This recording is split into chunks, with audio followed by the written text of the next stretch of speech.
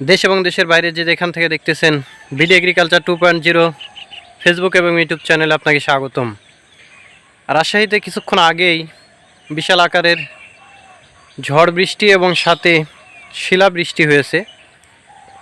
তো শিলাবৃষ্টিতে আমার প্রচণ্ড পরিমাণে ক্ষতি হয়েছে। শখের যে একটা ফসল ছিল, শশার ফসল, শশাটা আসলে শখ করে করেছিলাম, কিন্তু সেই শখের ফসলটা অনেকটাই নষ্ট হয়ে গেছে। দেখাচ্ছি, দেখেন কি অবস্থা শশার ভিড়ের, বলার কোনো আসলে ভাষা নেই।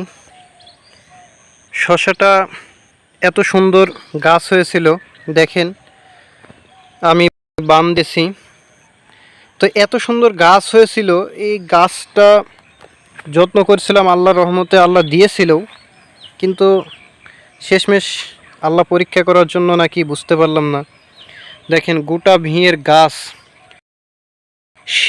একদম সব শুয়ে পড়েছে, গাছের পাতা সব ঝাঁঝরা হয়ে গেছে, শিল পড়ে প্রত্যেকটার পাতা নষ্ট হয়ে গেছে, প্রায় গাছের আগা ভেঙে গেছে।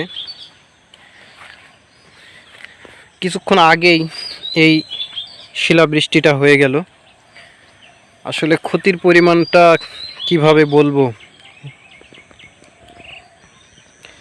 এই যে দেখেন প্রায় গাছ, শশার ভিড়ের যত গাছ আছে ম্যাক্সিমাম গাছ, প্রায় 80% গাছ নষ্ট হয়ে গেছে।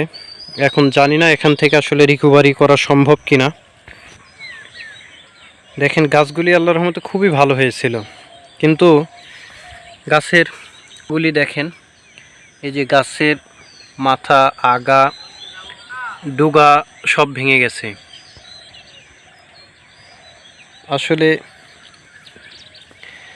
আল্লাহ যা করে ভালোর জন্যই করবা। পানিও বেঁধে আছে, দেখেন ড্রেন করেছিলাম, ড্রেনে পানি বেঁধে আছে, এখন পানিগুলি নিষ্কাশনের ব্যবস্থা করে দিতে হবে।